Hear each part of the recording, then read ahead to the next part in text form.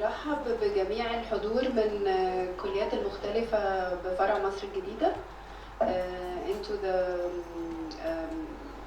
the introduction. I hope it's not an introduction يعني it's a continuation of the information required to start using the digital platform بتاعتنا Kortext.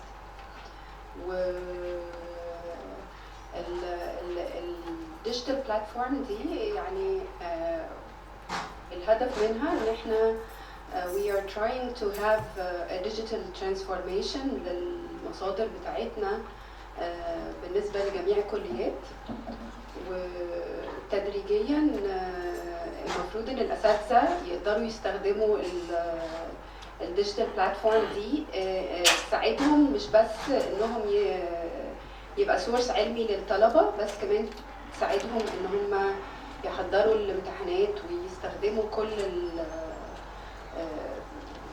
different sources ال different facilities الموجودة على الديجيتال بلاتفورم. الحقيقة ان احنا كنا طالبين من جميع الكليات انهم ان الناس يحضروا المنتدبين والمعينين، لانه this is not حصريا على المعينين. كمان المنتدبين عندهم access ويقدروا يستخدموا الكتب ويساعدوا الولاد انهم يستخدموا الكتب بتاعتنا. و بعد المرحلة دي هنبتدي ان احنا نمونيتور مين اللي قدر يستخدم الريسورسز بتاعت الأكاديمية، لأنه طبعا we have invested a great deal of money في التحول الرقمي ده، فمحتاجين ان احنا use our facilities، واذا لقينا ان احنا مش محتاجين ممكن نرجع نغير احنا بليز محتاجين ان احنا utilize our resources وكل الناس تستخدم البلاتفورم وتشجع الطلبة او تزق الطلبة او whatever بقى you name it، بحيث ان احنا نتأكد ان هم دخلوا وان هم استخدموها وان هم بيطلعوا على الكتاب، ونحاول نغير طريقة بتاعت سبون فيد ليرنينج، ونطلب من الولاد اجزاء سيلف ستادي او ريسيرش او اي حاجة بحيث انه يضطروا ان هم يدخلوا على البلاتفورم. احب يعني نفسنا الاول. انا دكتورة رانيا الشرقاوي عميد التعليم في فرع مصر الجديدة. محمد حمدي هو المسؤول عن الديجيتال بلاتفورم وكل الكتب من زمان من قبل حتى البلاتفورم في الأكاديمية.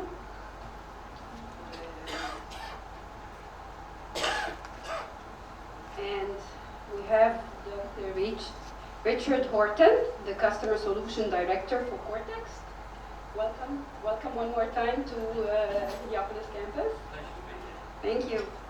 And Priya Doran, the Business Development Director for MENA, Kortext.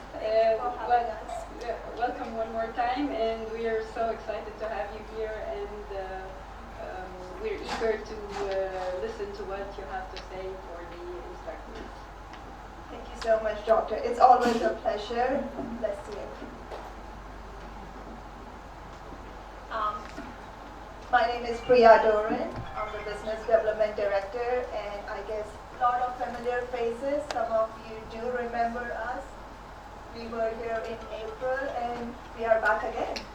So the way we have planned this time, this training, is it's sort of a training, like a presentation, who we are, what do we have, why are we here, what's the purpose of this training and workshop, followed by a demonstration in terms of what your students see actually when you assign any task through Moodle to go and reach out to Kortext and use those textbooks. So those are the training, because I know there are students not in part of this training. They start next week, I believe, but it all comes from you, so you will be like a guide for them how to use it and what to use. And we'll follow up with workshop in a real life scenario of how to use Moodle. At any point, if you have any questions, give us a shout. Me and Richard will try to address them on the spot for you if you feel you have more questions. Okay. If you have any questions that comes to your mind at the end of the training, we will be here to address those, or you can always reach out to Dr. Hamdi and we'll make sure that we reach back to you.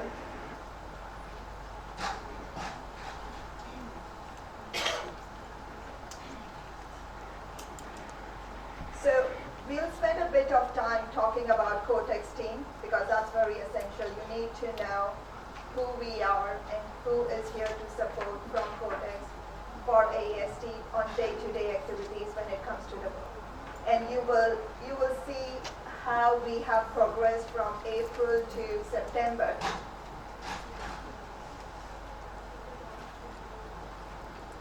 I'm here, Priya Doran. Richard, you know us by now. There's a new name in the list. She is not here today because she is at a Smart Hub campus. We have recruited new member in Kortext team who is based in Egypt.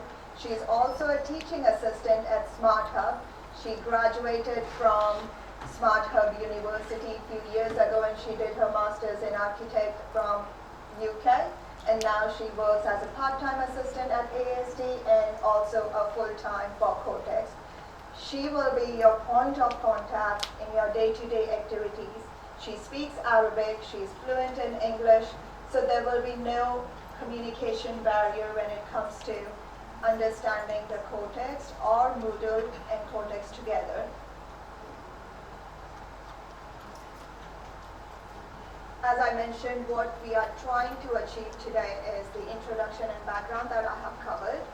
We will review the Kortext ecosystem, which means how the platform looks, what are the functionality, what do students get when they go on online Moodle account and access Kortext, because a lot of them still used to with the print.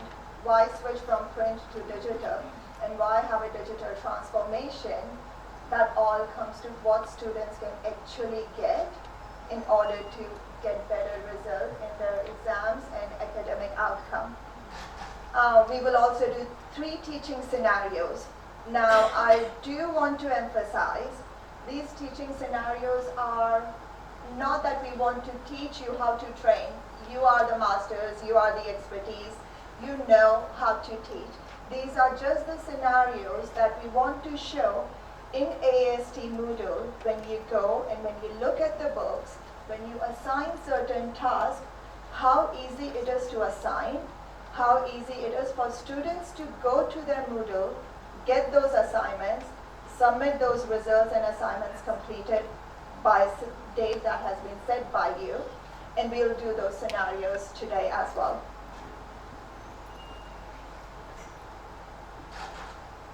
This time, I have decided that we will not spend a lot of time on presentations. No one needs to keep seeing the same presentation every few months.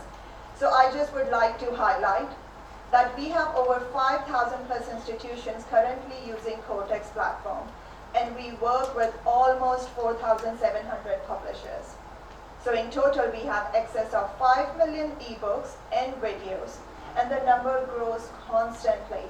So as you have new courses, as you need more textbooks that are relevant for those courses, we coordinate with the publishers, we get those books in the digital format from various publishers and make them available to you. Also, apart from the books that are prescribed to the AST students, we also provide access to 17,000 plus ebooks and 2 million videos that all the students and faculty at AST at every campus have access to. And I will show you how curated, how easy to use this resource is for AST faculties. We are going to come and talk about the study experience because it all comes to why Kortext, what are students getting when they read their books on Kortext platform. So we will talk about the functionality in a moment. We also provide some very strong and insightful learner analytics. Richard will cover those when he focuses on the scenarios. So we provide our partners with a dashboard that gives them the data to help and understand how their class students are using those textbooks. Do they even use those textbooks? If they do they spend a minute to open a book and close it, or do they actually spend time and do the assignments that you have assigned them? So the analytics help you to have a dashboard, see the progress of the student, help them to guide. If any student needs extra attention, based on that analytics, you can provide them.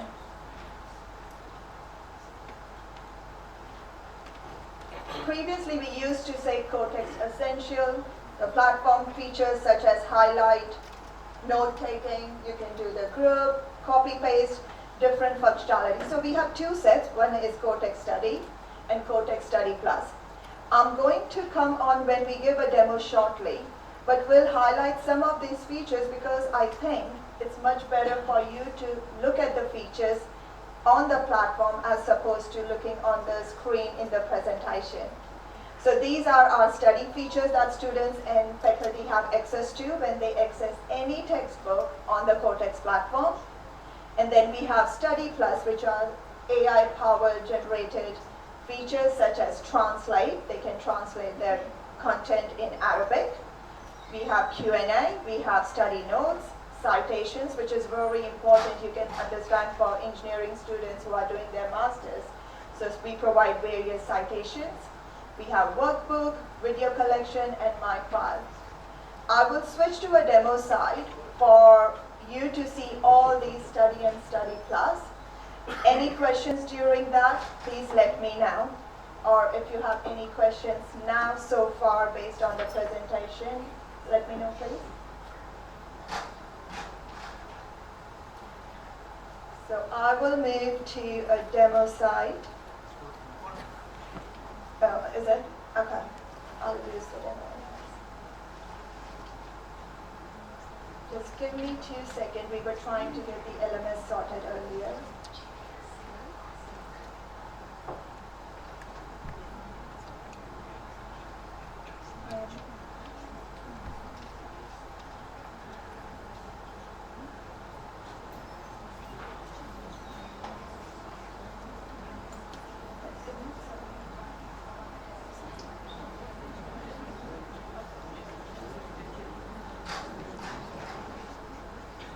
Okay, second part of this presentation training is the platform. Once students reach to Moodle, first time you have to always guide because in fall the new students will be here. They wouldn't know how does the books work and what do they have access to. So students do have to reach out to their Moodle, which they have access. They receive username and password. Once they reach out to the Moodle, they can see all their course books. As you can see, I have a lot of textbooks here, but again, this is a demo site. So always when I tell you what are the functionalities and features, these side on your left-hand side, there are a lot of tabs. This is not what student will see. So I will take you through the process. Very simple platform. On top you have account where your account settings are.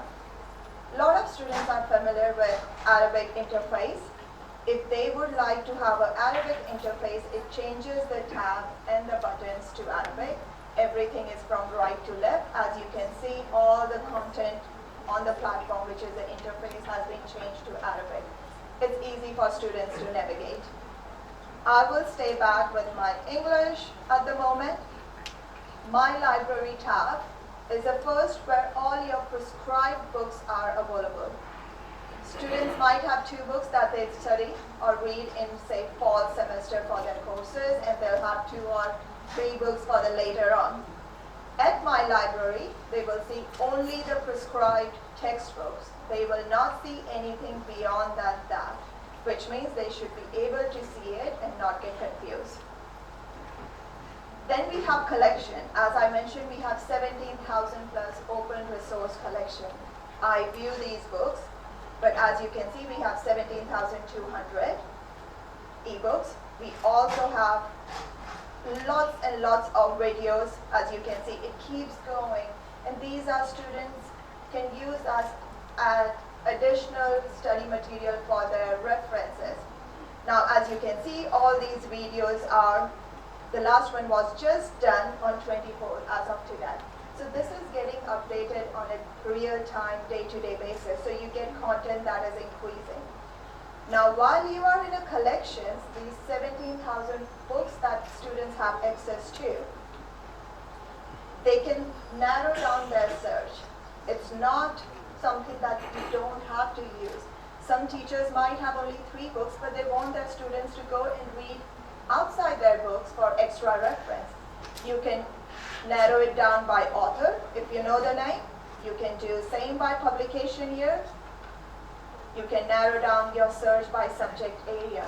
And you can see you have language, society, you have maths, philosophy, science, nursing, technology. All these books are at your fingertips.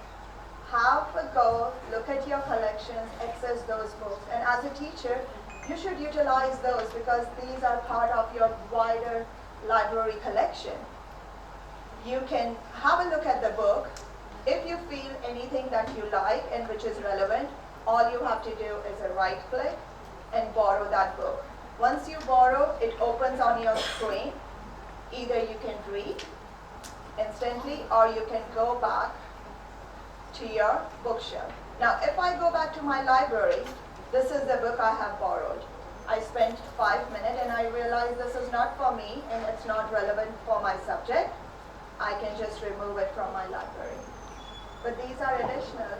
You don't have to go to library, look for additional books, get it for 4 days, 5 days and go back to library to return. You save all that time and everything is available to you. While we are here in the book, let's look at the functionality and the books straight away. I will go back to my favorite marketing management as I've done MBA, so that's my easy book that I always remember. It's from Pearson. Once you are in your library, students have different preferences, how they want to read a book. I'm pretty old, so I don't do black mode and stuff, but there are things that students love. You can do the dark mode, you can change the color. I am very simple when it comes to reading. I like standard reading of my book. I do prefer pages more than the scrolls. If students have different preference when it comes to the font, they can change the size, they can zoom in, zoom out. There are a lot of things that they can do. I will keep my book as a standard format. These features are accessibility. Not every student have same preference. Me and my brother have a different preference. So just imagine when you have thousands and thousands of students in the classroom. So you can help them to have the accessibility features. As I said, our platform is designed for students. It's for students to easily navigate with their textbooks. So you can see at the bottom, you have a toggle bar which you can use to move around the book. If you don't have that as a preference, you can go to next page with the arrows back and forth as a preference. If you are very studious and know everything in your book by heart, just put the page number and it takes you straight to the book. So many options.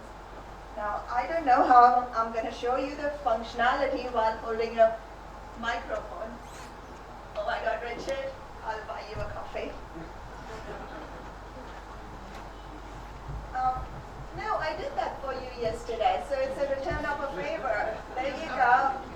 Yeah, I did that for him at Smart Hub yesterday. A new job. I thought my wrist gonna just fall apart at some point. Let's talk about few features, and I'll start with translation. Arabic is first language in Egypt. Even your textbooks are in English, but when you have a hard concept, you think in your native language. We can't say, no, you're reading English, have your books in English, and that's it.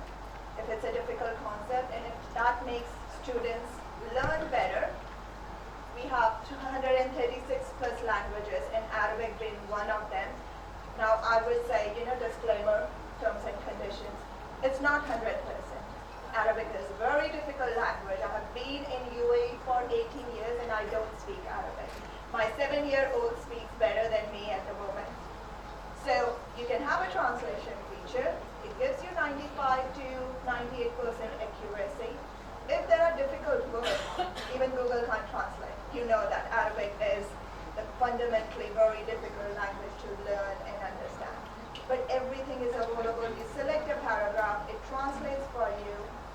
help you to understand your concept and move to the next place. So translation is very important when it comes to the students, when it comes to the faculty. It just makes it easier for everyone. While you are in a book, students love taking notes. Who doesn't? Studious ones do more notes. Some are average, they borrow the notes from the smart ones. But here we give them the functionality. Create your own notes. You can add a note, color code based on the modules and the subjects that you are studying, because even in same subject you have 3 different faculty, you can color code them. You can add your notes, but if say dean of the department have specific notes for that specific subject, you can add that. I'm not adding a note, I'm just adding a text. As you can see, it's very easy. Or as a note, I want to set a reminder, read before 26 September, dean will take a test. I want to set that as my note on this preference. If I have additional videos or the links that I want to attach, I can do add a text, say for instance, reference video that I found in my video collection, and all I have to do is just add a URL here. If I don't need that, I can add an image. I can add the presentation slides that my faculty or the department has used. So it's very easy for students to use this. I can save it in a relevant book. So say I'm teaching or I'm learning project management, I can save it in the workbook. If I have a study groups, or even if I'm as a faculty, I'm teaching 15 students in my class, and I want students to receive this note, receive this information that I feel is very important for them, and then I can just share it with them in the group, which is based on your module, save and share. It just instantly does the job. All the students will receive email saying, head of the department, whatever the name is of the faculty, have assigned a reading, have assigned a task, or they think this note is important for you. As I mentioned, we also have study tools. So apart from adding a note, you can copy a text, paste it on the Word document if you like. You can copy text with reference, which is very important for the students to know where their notes are coming from. You can export the reference, or you can use various features here. But it comes to AI. We were in, which campus did we go to? Alameen, and we found out they also, no, not Alameen, they have new courses for AI. Everyone is into AI, and that's what makes us different than any other online provider. Because anyone can give you highlight, anyone can give you copy paste. Why Kortext and why this platform is useful is the study tools. So you see this round button on your right hand side, that's where your study tools are.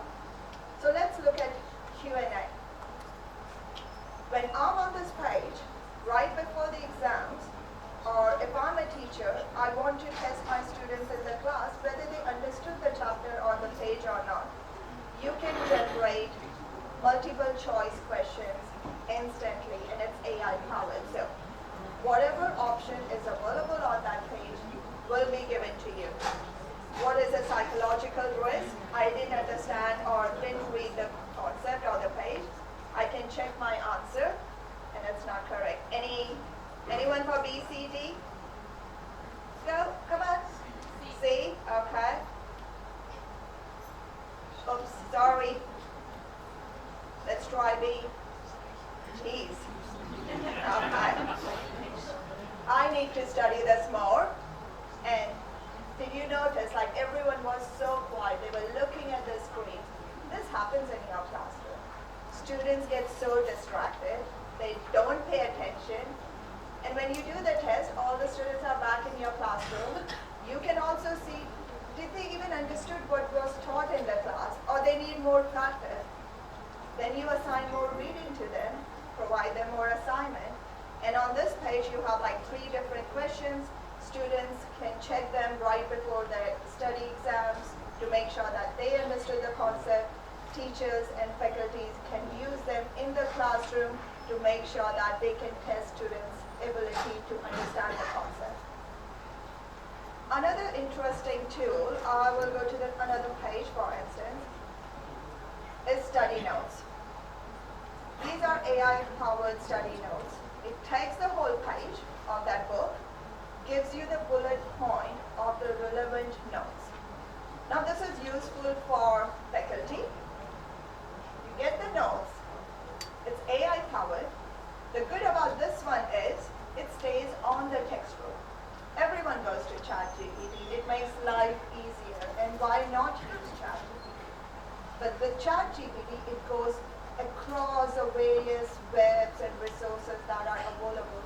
How would you find out whether this information is relevant or it is correct? With Kortext, with AI-powered tool, the student getting these information is from that page, from that notebook or the textbook. They don't go outside on a bigger, wider tool. So the information is correct. Now, teachers can use these for their presentations that they prepare in the class. Then it doesn't become a same presentation that you used in fall 23. Now you have a new presentation with new information because the edition has been changed. The book content has been changed. So you have an updated presentation, but why just follow that? You can add your additional points that you like. So if you have more points that you want to add, you can just add it there. You can create your own different folders because, for example, MBA student is learning finance, project management, marketing. But as a marketing, you are also teaching human resource and different folders. You can create various folders, share it with your class group, either by email. I will not send it to Gmail because that's my personal. I will do it my work so that I can show you what, as a student, I received. But at the same time, you can send it to your class students. In one go, all the students in your classroom will receive these notes that you have added for them instantly. All you have to do is just save and share. Similar to that, we have something called summarize of the page. You do assign projects and assignments in different subject areas. And when you do that, you ask them, prepare a 100-word summary or prepare a presentation in group activity and demonstrate something in the class. Or if you are in, say, I don't know if you have medicine here, but you can assign them any nursing courses and ask them prepare in a team and present in the next class. Students can use this summary tool, summarize the page, and add their own study because it is AI. It gives them the good concept, but a student might have gone to a textbook and open resource, found something very interesting in terms of a video that has been added, say on a BBC or the any maybe Ministry of Health or Ministry of Education in Egypt might have a new article about that subject. They can add all those relevant information in the same note and send it either as a user group or you can email them to your study group. So I will send this again to myself. So you will see in my email what I actually see when as a faculty you are sending resources or information to your students. One more tool that I would like to highlight here is the citation. Citation is hard. It's very difficult to teach students because even most of you who have your doctorate, you have done PhD, you have used citation. But when you try to explain that to students, it does become hard. Engineering students use different citation than medicine or the marketing. So you can create a citation. We have APA, MLA, Harvard, Chicago. So you have a various citation tools that are used by different departments relevant to them. You can just select it right away. It will give you in text and there will be a graphic. You can copy them to clipboard and use it instantly. It helps students. Well, you know, our generation was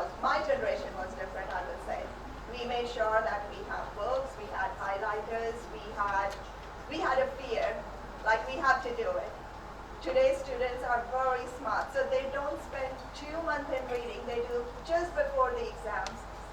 But use your Moodle, assign that, give a grade on those assignments, because not everyone can achieve everything in last minute. It's not easy concept. If studying was easy, everyone will be like, Dr. Priya Doran. I'm not doctor, I couldn't do that much. I do have a lot of degrees though. I used to be a teacher, by the way, and I realized teaching is very hard. So I gave up and I did MBA. But I'm doing very great at the moment with my master's, so there you go. So you have citation.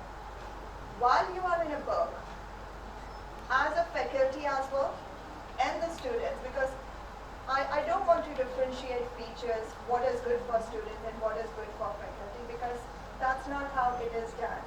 When you are in a book, and when you are using that book, it's good for individual. It's good for us, who you are. So while you are in a book, you have a search the book, you type a word, and wherever the word has been used, it gives you the information. If you like something, you can go straight away to that page.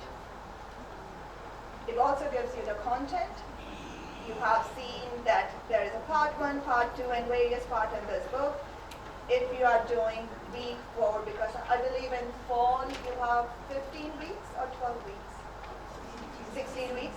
So in your ASD you have 16 weeks, and you know that as per your curriculum that you have designed for the whole year, this chapter will be somewhere in week 3. So you can automatically go to that chapter, look at the information, plan your study material in advance before the term starts.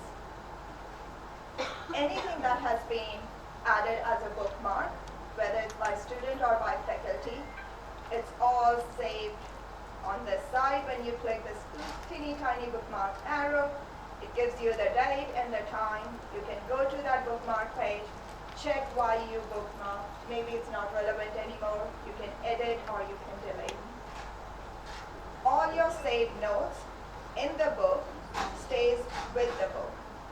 As a teacher, you have all your relevant notes that you think is important for you and you want to use them in your week 4, week 5 until the week 16, stays with the book. You can always edit your notes, add more information, flip the classroom, and just save it, and everyone who have that note will automatically receive the notification. So all your notes are at the same place. So today is 24. This is what I added as a note earlier. I can go back to that note. I can see whether I want to keep it, delete it, or edit it. You can print. Try to avoid that.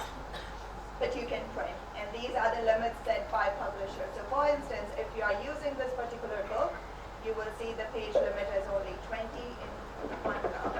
So you can print 20 pages now, and maybe once you log in back, and you can do another 10. But always maximum limit is set by the publishers. You also have the information of the book. Okay, what's going on? Okay. Richard, you didn't do a good job. Go back. I'm going to grade you like F. You have the information about the book, ISBN, publisher, edition, everything is available, so you have all those features as well. So what am I doing? I love gadgets sometimes. Okay, right. Oh. You know, you could have saved Richard's life earlier. You didn't do that. Hello? Yes, you can hear me. It feels too loud though. No? Okay. Hello. Okay, there you go.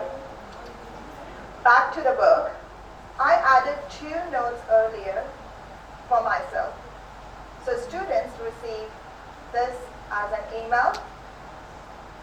So you have students have their university email ID. It's integrated with their Moodle as well.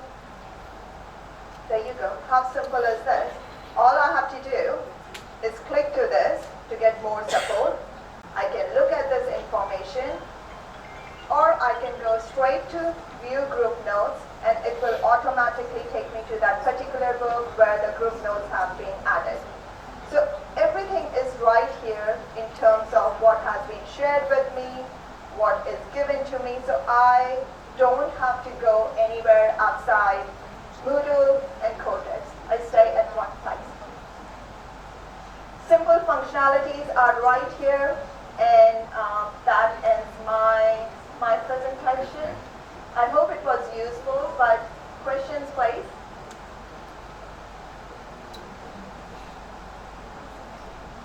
You know, once we go back, Dr. Humphrey, I'm going to start monitoring Sheraton's analytics to see how many teachers are using Moodle and assigning the readings and using the book. We have to get the good analytics from this campus. No questions? At this note, I will invite Richard to use AST Moodle and assign and do a few scenarios for you to understand how AST Moodle works. Another point I would like to highlight, while we were here in April, we requested AST to upgrade their Moodle, and Dr. Ismail and Dr. Hamdi were very kind to invest more resources, and they upgraded their Moodle. So now when you come back to university, you will have Moodle that looks like what we are about to show you. So we are showing all the scenario as a live example, just as an example for you, but this is what you will see. That's and how easy it is to use. You will understand that.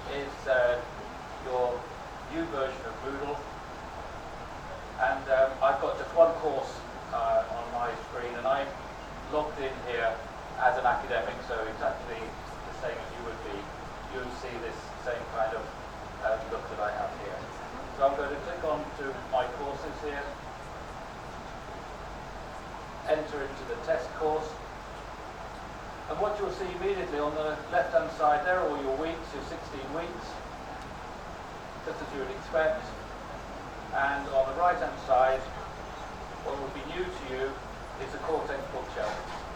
So I've got a lot of books on my bookshelf because I'm demonstrating. You may only have one book for your course, you may have three, it just depends on the number of books assigned to your course. But right here, you will see the actual books assigned. Now, if you click on one of these now to have a look at it, you'll be able to start reading it.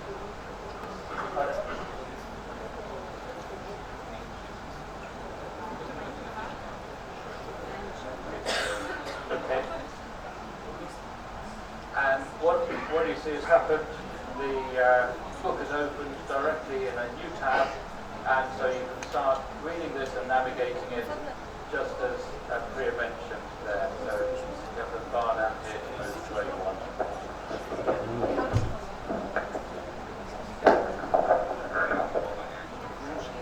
Okay? Better. There we go. The technology works. So this is where you can have a look at all the books that you have available to you from the bookshelf. And you can start maybe preparing some reading. Prepare some reading from here. So I'm going to look at 3 different scenarios today. The first scenario will be a very simple one. Imagine you have a lecture next week. You want your students to do some additional reading beforehand, so they come to the lecture prepared to hear what you have to tell them. You could use it for post-lecture reading just the same. So you had a lecture, you want your students to read a chapter in a book to cement the ideas and concepts that you've been talking about in class. There are lots of scenarios where you just want to give students some extra reading. I'm going to be able to... Okay. So, switching back here. Switching back to the microphone. Another scenario might be you've got a lecture prepared for tomorrow, but you're suddenly taken ill as a lecturer, so you can't attend and have the lecture. So you might want to suggest to the students that they do some additional reading instead of going to the lecture. So just a very simple example to assign a reading to the students and then to send them an announcement to tell them there's no class tomorrow, or please read this before next week. So how would we do that? So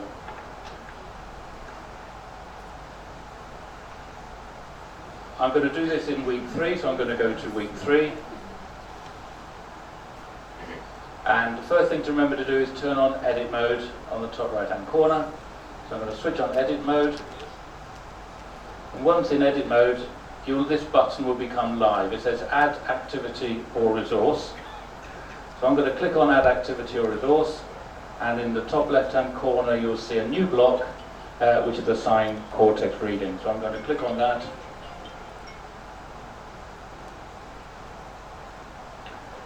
And this has now given me a screen to allow me to assign that reading. So the first thing I'm going to do now is select the book that I want to assign the reading to the student. So I'm going to click on this computing book. You'll see it's highlighted now with that purple surround. I'm going to add a title here, so I've got some scenarios prepared already, so I don't have to type all this in.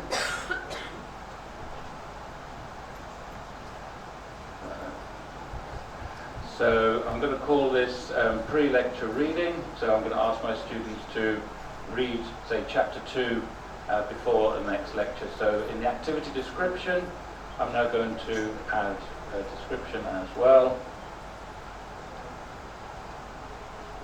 Another description, I already prepared a description just to speed up the demonstration. And I'm going to paste that in here. So I'm asking the students to read Kortext book Understanding Computers, chapter 2, starting on page 174.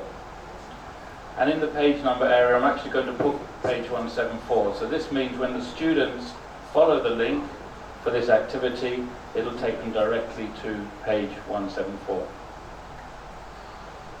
And that's all I have to do. If I want to, I can send a change content notification to the student. So if, for instance, I've cancelled my lecture tomorrow and I want them to do some more reading, I want to send them this message immediately today to say, sorry, no lecture tomorrow. They will get that notification immediately in their email and also in their Moodle. So in this case, I'm just going to save now and return to the course. And you will see here on the left-hand side in week 3, I've now added this additional activity for the students to do. So if I come out of edit mode, this now looks like similar to what the students would see. I click on that pre-lecture reading, and there's the instructions on the main page, and there is the book that I want the students to read. And if I scan down, I don't know if you can see it on your screen, it's not visible on mine, but this is actually page 80 on here, so maybe if I can, there we are. There, I've zoomed in enough to see it now. You can see down the bottom there. You won't be able to read that on your screen, but believe me, that is page 174, which is the page I asked them to jump to. So you'll have to just believe me on that.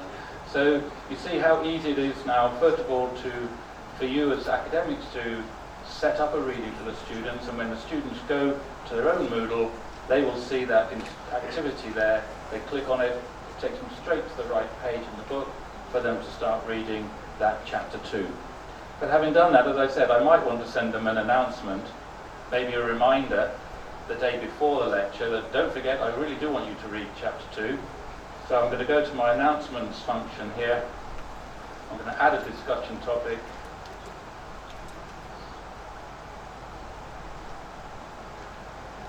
Oh, of course, got to put edit mode on first. Just a little reminder. Students don't have that option, of course, but as an academic you do. So I'm going to add a discussion topic.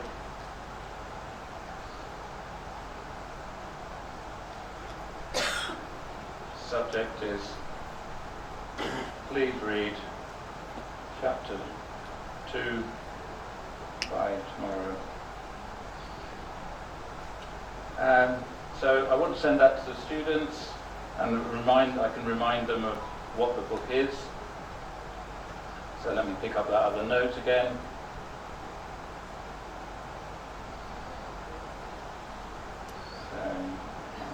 So just in case they've forgotten what I asked them to do last week, I'm going to remind them here today. And I could just post that to the forum now, but I'm going to click on Advanced, because I want to put in a particular, first of all, I want to pin it to the top of their announcements page, and I want to send it immediately. But I also want to put in a display period, so I'm going to enable it from now. But because my lecture is tomorrow on the 25th, I'm going to,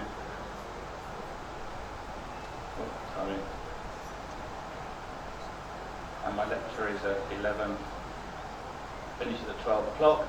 So at that time, this announcement will be removed from the students' view, because you don't want them to fill up their emails and announcements page for this. So now I'm going to post that to the forum. So the post has gone out immediately, so if I logged in now as a student, I would have received that message. So what I've essentially done, set up a reading for them, say a week in advance, and then the day before the lecture, I've reminded them, don't forget to read this before the lecture. But like I say, you could apply that to many scenarios where, even to an individual student who you may feel is falling a bit behind or needs some additional reading to help them catch up, then you can provide that additional reading to the individual student as well. So that's scenario 1. Coming back to week 3, so I thought I'll set up another scenario. In this scenario, I'm going to ask the students to get together in small groups of 2 or 3 students. I'm going to ask them to read, again, 10 pages of text, and to list, through using the notes feature in Kortext, the 10 top things they have learned from reading that section of text.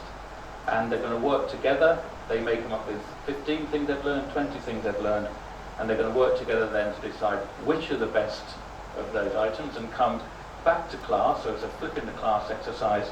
They're going to come back to the next tutorial prepared to discuss the 10 things they have learned with the rest of the class. So this adds a bit more interest, gets the students using the collaboration tools within Kortext, and gets them to also learn some presentation skills to come back and present that to the class. So I'm going to again start here. Edit mode is turned on. So I'm going to add another activity or resource. Again, I'm going to assign the Kortext reading first of all. And again, I'm going to select the same book as a computing book. You'll see it automatically puts in the activity name. I'm going to put in a different activity name. I'm going to call it, this one's called Give Me 10, because it's asking for 10 items I want them to learn and report back on. So Give Me 10. But I'm using the same book, so I'll leave the word Understanding Computers there. Let's add a description. So what is it I actually want them to do? A bit longer description here.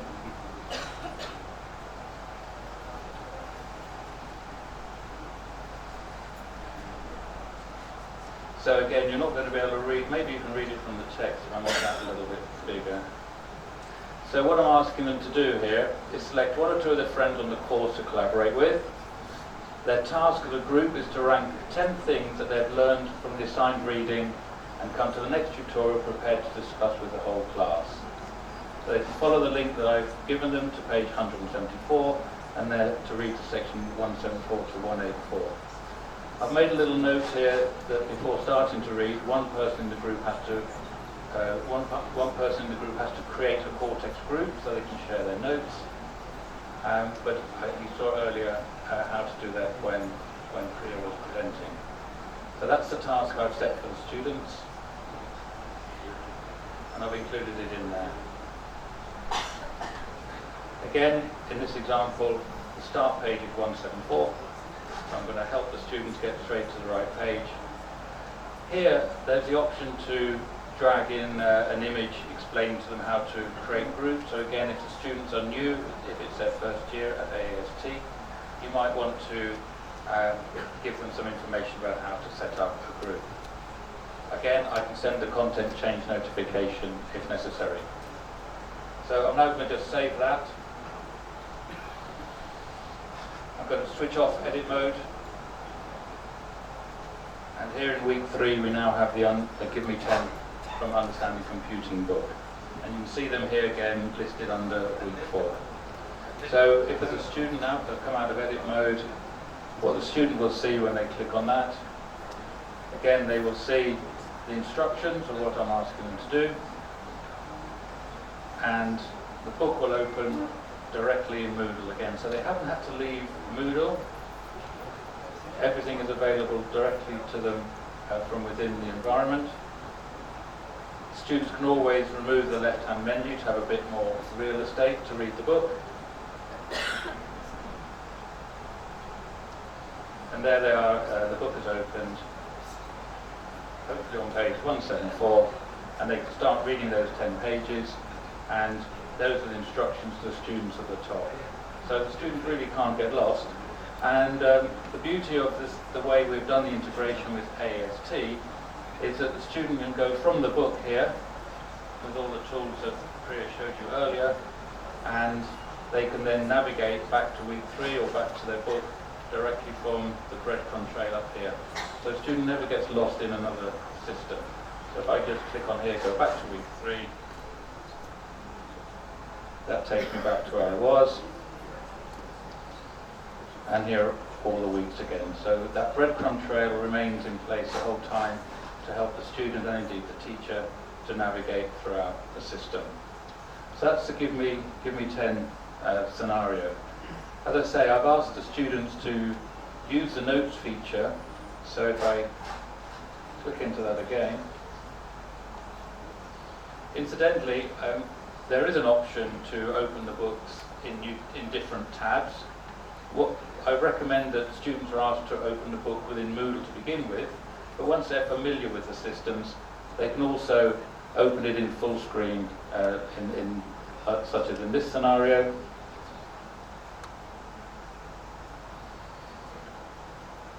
And they can open the book in multiple tabs in multiple pages. So, you know, when you're reading a book, you've got your fingers in 5 different pages, you're flicking back and forth because there's different information on different chapters, but it's all relevant to like the essay you're writing or whatever it may be. But in the same way, you can open the book here in multiple tabs. They can be opened at multiple pages. You can even, if you've got a large screen, have 2 or 3 pages side by side on the screen. So it really is a useful way to help students quickly navigate the book and navigate to the sections that they want to maybe cut and paste into a document where they're writing their essay. and that can all be done directly from here. Okay. I'm going to do one further scenario, and I'm going to do that also in week 3. This is a scenario we put together, which I might recommend to you, to encourage your students to start looking at the AI tools. Because when they first come back now into the university in the next week or two, AI is a big subject. They won't know about the AI tools available in Kortext. So this is just a scenario to allow you to encourage the students to look at the features of Kortext and make them aware that they have some AI tools to use. So again, I'll switch on edit mode at the top right hand corner. I'm going to open an activity or resource again and assign Kortext reading. And once again, I'm going to pick up the activity name that I've already prepared.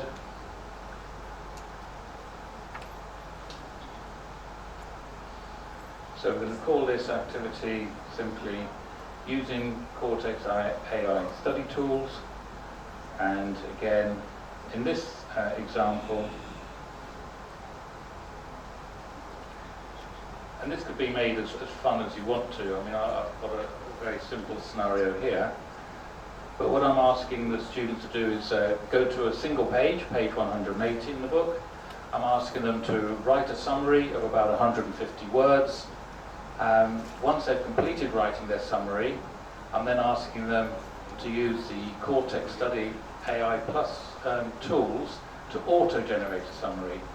And then the challenge for the student is to write a short critique on the difference between their summary and the summary AI has produced. So we all know AI is great in theory, but in practice it isn't always perfect, so students shouldn't rely on it. So this little exercise hopefully will show them that their summary of what they thought that page was all about and the summary produced by AI are different, and then they can actually work with both to get the best summary for that page. You can imagine how you could make this quite good fun. You could give different students different pages to summarize and then swap their summaries with another friend of theirs in the course and ask them to try to guess which one was generated by AI and which one was generated by the student. So all sorts of permutations to make it a bit more fun, but to get the student become aware of the tools available to them, but also the limitation with those tools. The one thing I will mention with AI, just to reiterate actually what Priya said, was that if a student goes out to ChatGPT and asks a question, they're going to get a different view today as they will tomorrow, because the internet is changing. That's not very helpful in an academic world where you're trying to show some specific issues or principles and concepts. What we do in Kortext is we put a boundary around that, if you like, that ChatGPT functionality, so it only looks at the book or the books that you've asked the students to look at. So this means that if I ask all my students in the class to go to page 180 and use AI tools to generate a summary of that, they will all see the same summary. Because it's not going out to the internet, we've deliberately put a boundary around it. You imagine you as teachers, you put together a list of books that you think are relevant to the course. You don't want then students going out getting random ideas and information from the internet and everything that's out there. You really want them to concentrate on the information that you've curated specifically for the course. So that's what we're doing in Kortext. That's why our AI is better in an academic environment than standard ChatGPT. Okay, so that's what I've asked the students to do. I've also, in this case, made it into a flip the classroom scenario where I'm asking them to come back to the next tutorial for a group discussion on the advantages and drawbacks of generative AI. So in this case, the page number I've asked them to go to is 180. And, okay? Okay, okay, thank you. So I've asked them to go to page 180. Again, I could send them information to say that a change happened, and I'm going to save and return to the course. and I'm going to, if you look down here now, there is that the AI tools exercises there, and it's also over here. So if I come out of edit mode, this then is similar to what a student would see. And if they were to come into week 3, click on that, they're still in their Moodle environment. There's the information repeated on the top of the page, so the student knows exactly what they're being asked to do.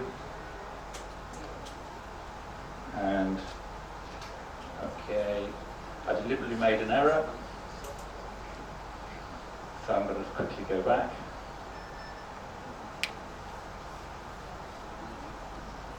And what I forgot to do was actually select the book. So, week 3, I can just go back and edit this. So at any time, in this case I made a mistake, I didn't select the book, so go back to that exercise I was preparing. I can edit that from here immediately as a teacher.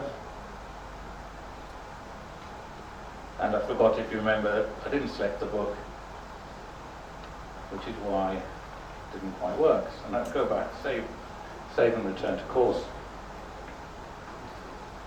Switch off edit mode again. Now this is what the student would see, so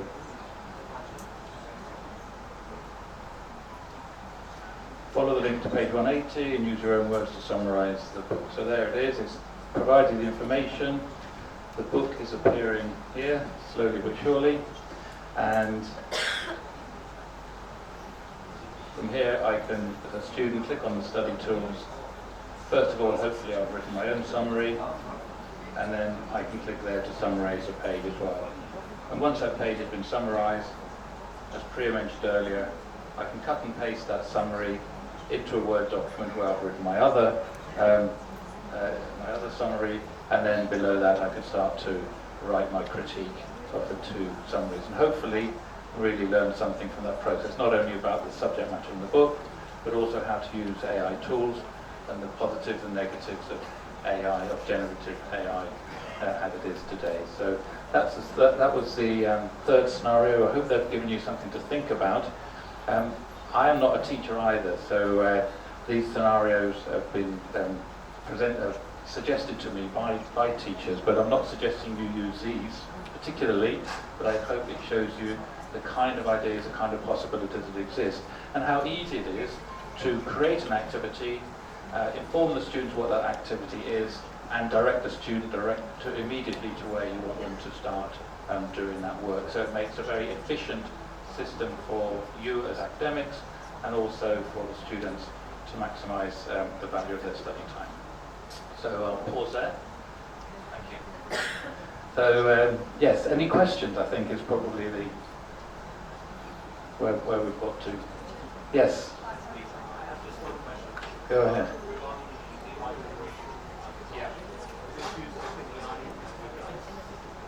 Actually, we're a Microsoft partner, so we're using Microsoft's version of it, so it is based on open yeah. The question I'm asking is that recognize sometimes subject to hallucination. So is that possible, especially in the question and answer generation process? Yeah. Is it possible to generate questions which will be hallucinated in terms of the answer being wrong?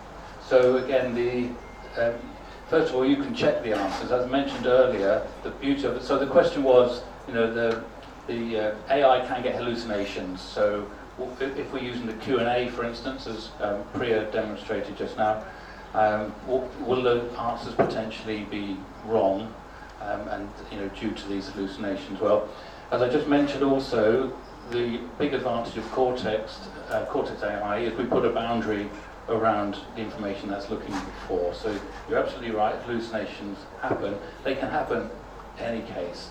But at least within Kortext, you can go yourself as a teacher first, go to that page, check the questions and answers, decide if they are correct or not before you ask the students to undertake a similar exercise.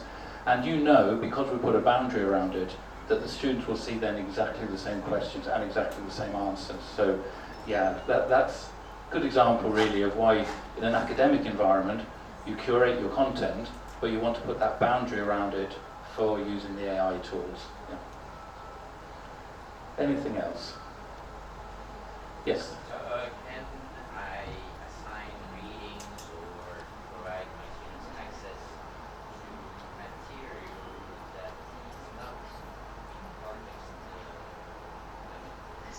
So yes, well, the assigned reading in this particular case is to Kortext books, but you are able to upload your own material as well. Do you want to say that? Have you got an example of that? I'll ask you to do the browsing. Here I am. Got another new job. 2 new jobs in one day. Stop complaining. Men's always complain. So now, let's go, just open one of the activity. Let's take it as an example. So, let me know if I understood right. You are in this book, but then you also have, you need to go back to the activity. As edit mode. So you're saying that you want them to refer to something else as well, which is not To the have access or to read something Okay. that is not on the collection. Okay, so you can do various things. While if we go back to any of the activities where he was editing a description, do step 1, step 2, you can also add additional URLs that you want them to access, or you can add additional videos. And if you find there's an open textbook, maybe not on Kortext, but you want them to refer, you can add it. They can take that information, the URL, paste it on the browse, on Chrome or Fox, and just use that link and read it.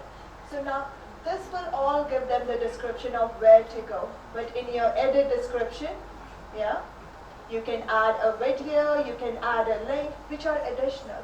They can go anywhere and find that information. What about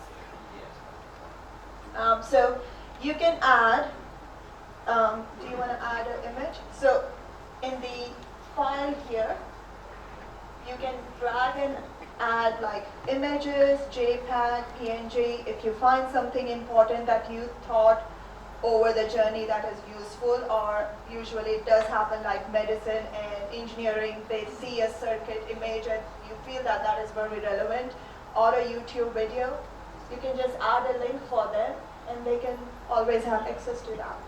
PDF file? Can we do PDF? Not on that one, but you can do that within Google. Yes, within. Yes. Yeah, you can add, yes. I suppose the difference is, if you just give students access to a PDF, sure, they can open it on their PC or on their Mac and they can read it. The difference within Kortext is that they have all the study tools available to them immediately. But what we haven't mentioned yet, I know we did last time we were here, is the analytics that we're gathering from that as well. So again, a really major differentiator between, say, a normal, just a PDF reader on your PC and the reader we have here for EPUBs and for PDFs, is that everything we've shown you the students doing, that Priya showed you earlier, such as the students going to a page, creating a note, sharing that note, all that information is being collected into our analytics database and is then made available back to you as teachers. So for instance, if I were to, if I were to ask the students to read a book before next week's lecture, then the day before I could actually have a look at the analytics and see, oh, only 50% have even opened a book, or maybe 70% have read it, that's good. Or I really need to send a hard announcement to them saying, you really must read this, you will be tested on it, or threaten them in some way like that. So that's the difference. The analytics roll up as well to a course level, they roll up into faculty level and even into campus and full institutional level. And these analytics can be really helpful. They can be helpful, obviously, to you as academics to see if requests you're making are actually being carried out. But it can start to highlight where students are struggling as well. If they are going into a reading that you've set and then using the search terms to search for other information elsewhere, it means they're not really understanding the information that you've asked them to.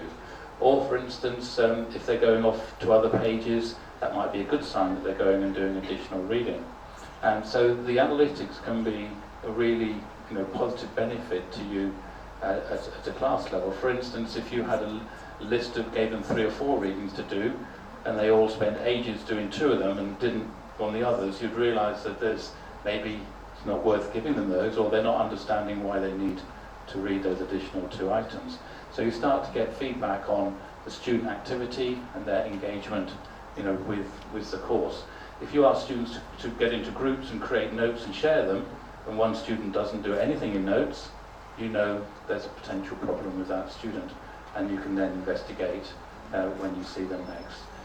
So those kind of analytics are really useful. I can show them, can't I? We will talk and show you how analytics work, and because it's not just the overall analytic where you see a number and you don't have information. It's so detailed, it's student level, it's course level, it's the time they spend on each book, on each page or the chapter that helps you to see how your students are interacting with their textbooks or not. And then if you see that there are students who have, it's like end of fall semester, and they haven't even touched the book, you will see that everything is 0, and then you can ask them, come and sit with us and let us help you. So Richard will show you analytics as soon as he plugs his laptop. Yep.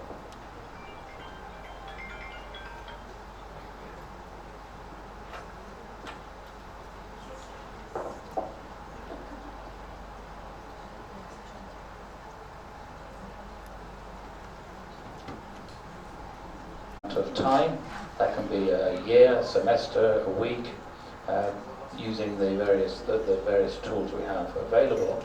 And this is, like I say, a very high level view of how many users there are in the system, what have they all registered, what's their activity rate, in this case 98%, and how many daily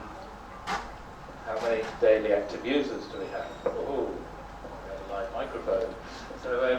So this is given sort of a high-level overview, and you can imagine that if, in the case of Dr. Hamdi, looking to increase the number of users year on year, this is a sort of screen he would be interested to see.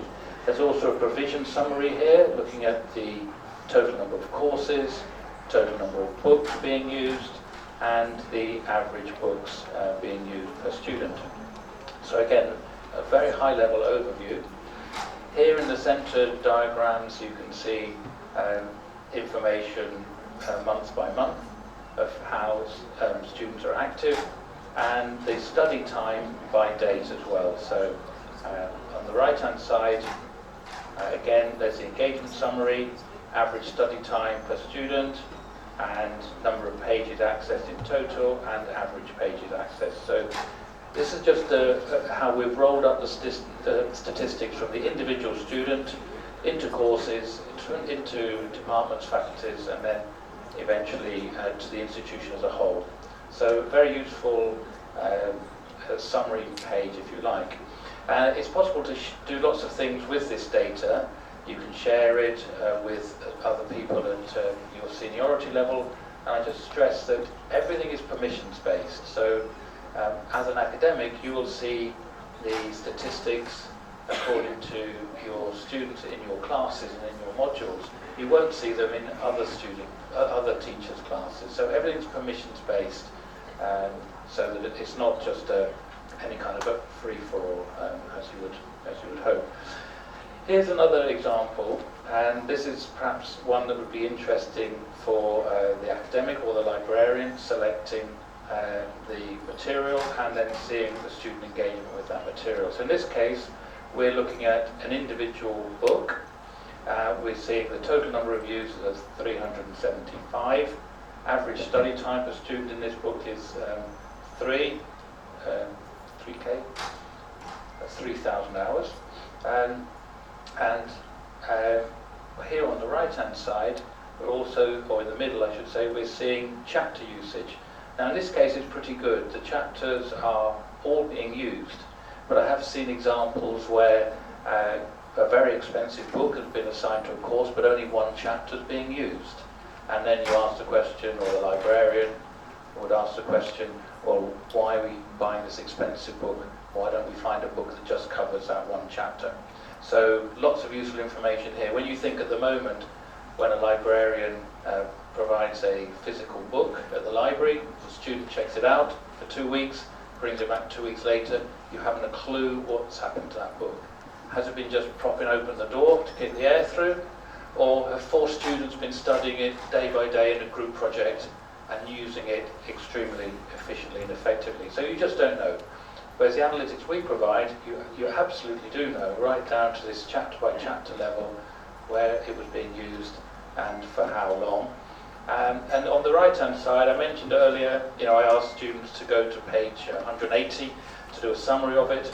Well, here on the top right hand corner, this is a page level usage map. The top page is actually number 2235, but of course in my example, this page here would have been page 180. So again, as a teacher, I just get a very quick visual coming back saying, yes, lots of student activity, that's good. I don't need to worry about that. And down the bottom is this search terms scenario where I did mention if you ask students to read a chapter for a particular topic and they end up searching and going lots of other places, you perhaps realise they either didn't understand that or didn't understand what they've been asked to do, but also just interesting to see what the students are doing once they get in the book and what else they might be looking for. These are just 2 examples. Actually, I've got one more while I think about it. This one is showing where the students are accessing throughout the world. You'll be surprised when students go on holiday with their mobile phone and they take, therefore, their Kortext library with them. They start looking at books all over the world. This is an example from a university based in the UK. So you can see, the main activities obviously in the UK, but they're clearly the students are reading books, or using the Kortext app all over the world. And what we've done here actually is to create a comparison between usage in the university in question with the average for those types of universities. So you get a chance to the different colours here. The usage is the dark blue one, the more purple colour is the average across similar universities in Kortext. So you get a chance to gauge yourself, if you like, against similar universities, which can be useful. So in that bit there, that's usage day of the week, and there's also usage by time, which is down here, time of the day. So this again gives the IT team an indication of when they might need to provide support or more resource at different times of the day. So that's just an example. I've given 3 examples there. One maybe for the senior management team, one for the librarian or whoever's curating the content for your course, and then here's one for the IT team to keep a track on activity as well. So the analytics are amazingly useful, and they're available to you. I hope I might just be able to show you that actually. Go back here. So let me just check what account am I in. Yep, there's 2. Okay, so this is again, I've just moved from my Moodle account in AEST. I'm still logged in as that teacher where I was demonstrating. You'll get to this home page on Kortext yourselves if you want to, and there's this button that says Analytics. Now the analytics is not going to be very exciting on this particular course because there's only me in it as a teacher. There are 2 students, one of which was also me because I was checking what the students could see. So I'm afraid there's not a lot of work been done in this course. It was purely a demo course, but just to show you how easy it is to go from the Kortext homepage into the analytics environment. And this is going to take a little while to come up properly, depending on how fast the internet is here. But you'll see some of these data items filling up slowly but surely. What's interesting is on the right-hand side, just to give you some idea of the depth and power of this of the analytics. If I wanted to, I can filter whatever my view is. Imagine now I'm a librarian and I've got a view of every book, but I might not be given a view of every student, but I certainly will be given a view of every book. I, as a librarian, can say, right, well, I want to look at just this book here and how that's being used. So I don't know what that is, Cap Cornish Indiana Pilot, sounds interesting. So I could click on that and I could get all the statistics about just that book. So again, as a librarian, you know, one academic might want statistics for their business course and another might want it for their mathematics course. So it might not be well used in one course, but it might be used very broadly across the institution. So again, a librarian or Dr. Hamdi deciding which books should be available across the university, they get a view then of how that book is being used in its entirety, not just in a single course. So this filtering that I'm showing on the right-hand side, you can imagine we can look at an individual publisher to see if we should be getting a better deal from the publisher. We can look at devices. Or is it students using this mostly on iPads or Androids or whatever it might be? And we can also, you know, look at individual students as well and gauge their activity. So what you're seeing now that all the data has come up, you may find this a little bit difficult to read, but we've actually just got 3 students in this course. One of them, student number 50, has had 7 sessions and they logged in 1 day ago, which was yesterday. Here are the books on the left-hand side, the modules, I should say, on the left-hand side, and here are the books available to them in this course. And you can see here the book I was demonstrating from, Understanding Computers. We've demonstrated for about 3 days now running, so there's quite a lot of statistics here. Pages access 19. Annotations, so notes have been taken, searches have been made, citations, prints and copies and so on. So you get a very good insight into how the books are being used. And if I were to click on an individual student here, I will then see exactly how that one student has been using the books that I've provided to them as their teacher. So I'll pause there. Again, any questions? I wanted to add something. يعني الاناليتكس مش مفتوحة للناس كلها. It's open according to your request. So each college has to decide who will open what and ask for special يعني special مثلا courses. لو عايز الكورس coordinator، لو عايز رئيس القسم هو اللي يشوف كل حاجة مش كل الناس. So كل كلية هتقرر مين اللي هيقدر يبص على الاناليتكس بتاعت مين. في البداية طبعا شكرا جدا لحضراتكم وشكرا جدا للحضور الكريم. بالنسبة لموضوع الاناليتكس انا بس عايز اكد ان الاناليتكس هتتقسم على 2 ليفلز. الليفل الاولانية هتبقى في ذا ليكتشرز دول هم اللي هيشوف يعني able to see the students. yes الكورس اللي هو اوريدي بيدرسه. بالنسبه لليفل 2 هتبقى على مستوى الليفل 2 اللي هي على مستوى الدينز اوف كولج اند هيد اوف سوري الفايس دين. دول هيشوفوا كل الكورسز فور ذا اول كولج. اوكي.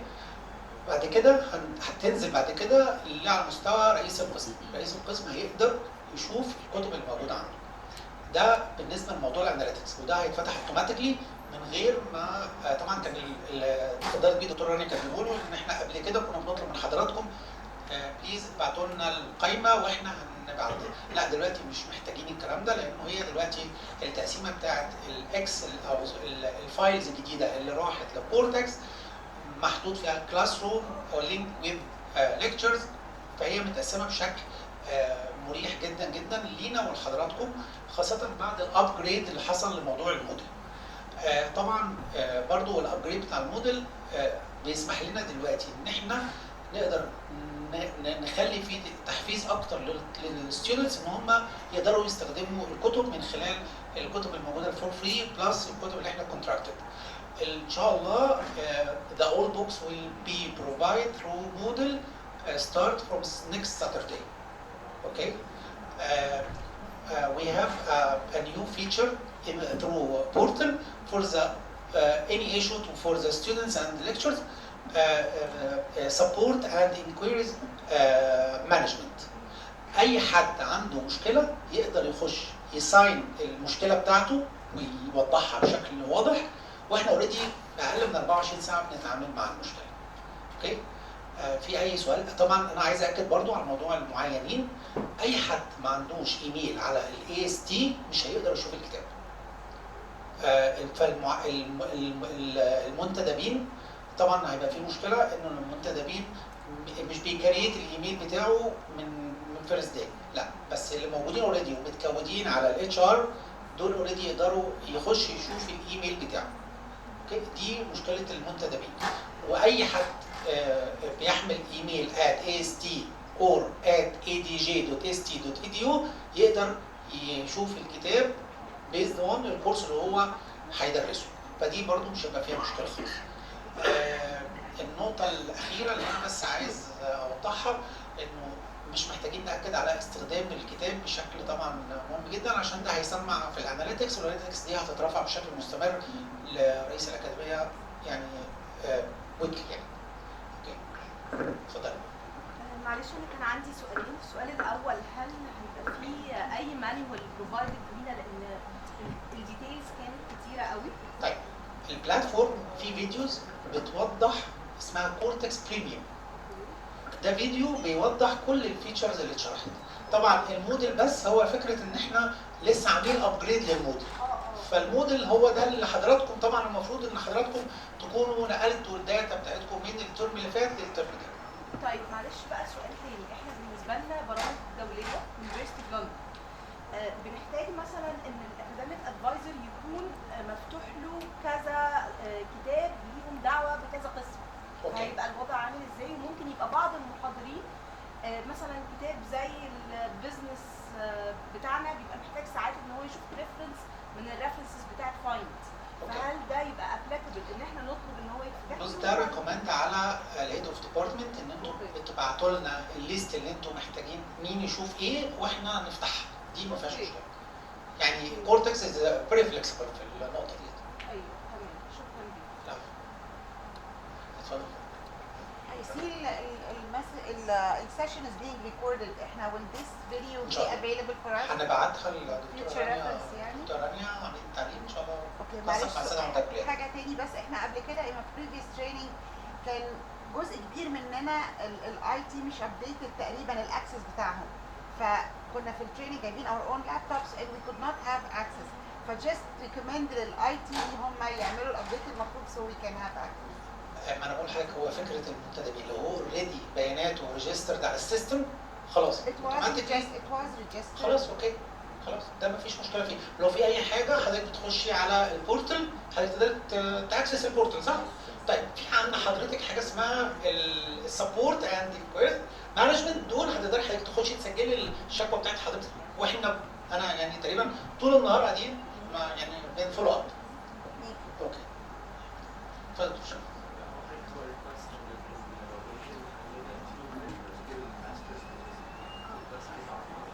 طبعا. طيب دكتور هبه كان عندها يعني experience with Kortext. تحبي تعرضيها؟ Yes, first of all, I would like to welcome you all to ASD. I'm the Vice Dean of College of Language and Communication, Vice Dean for Instructional Affairs. I have decided as an individual in 2015 to move to the digital era.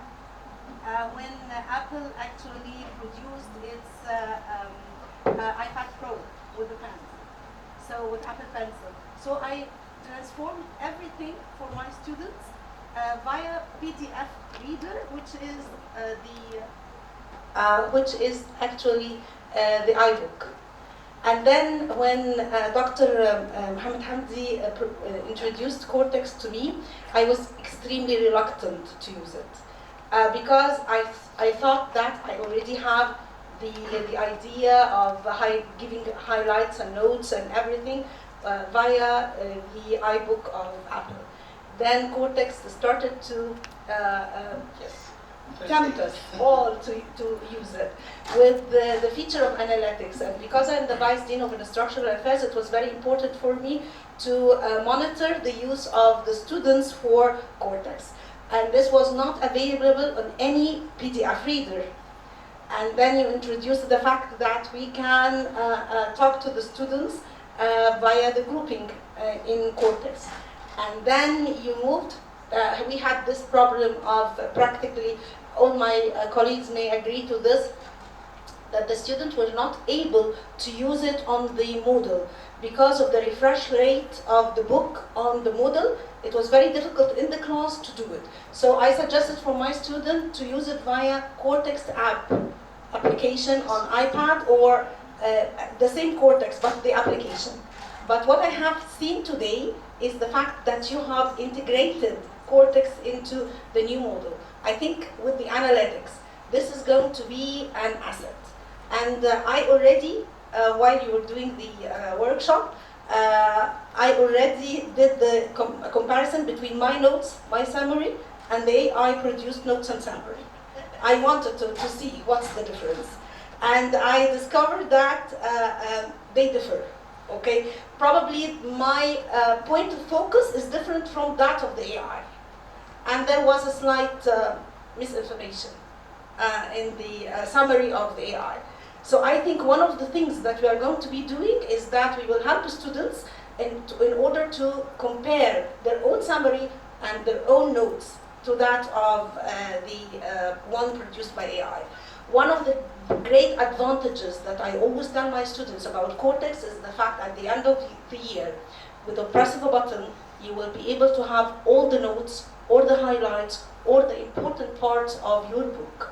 So I think you are always dealing with the problems we are having as if you are listening to what's in our minds. So I'm happy with the new experience. And thank you very much, Dr. Hamdi, Dr. Rania. Thank you very much for thank you. قبل بس ما ننهي السيشن احب اكد على حضراتكم لازم ننبه على الطلبه وكل الناس اللي مش حاضره ان ضروري جدا نداونلود الاب. يعني من غير ما انا اداونلود الاب مش هقدر اشوف الكتاب اوف لاين. غير كده كمان انه الداونلود بتاع الكتاب بيسمح لي ان انا لما بدخل على الموديل بكليك على الموديل، بمجرد ما الكتاب يبقى على الموديل بينتقل مباشره للاب وبيتعمل له داونلود وبقدر اشوف الكتاب طول ما انا البلاتفورم بتاعي شغال. فده مهم جدا جدا جدا. وبنأكد تاني انه لازم نداونلود الابلكيشن بتاعت كورتكست. الحاجه الاخيره من ضمن المشاكل اللي بتقابلنا علشان برضه لو قابلت حضراتكم مع الطلبه انه الطالب يجي يقول لحضرتك انا دخلت على الكورتكست ولقيتها بيديني مسج 403 بروبلم. لا، دي ان الطالب دخل من الويب سايت ما دخلش من الموديل. فمهم جدا ان الطالب في المره الاولى لازم يخش من الموديل. غير كده ان شاء الله باذن الله مش هيبقى في اي مشاكل ان شاء الله باذن الله. شكرا جدا وبشكركم مره ثانيه جدا جدا.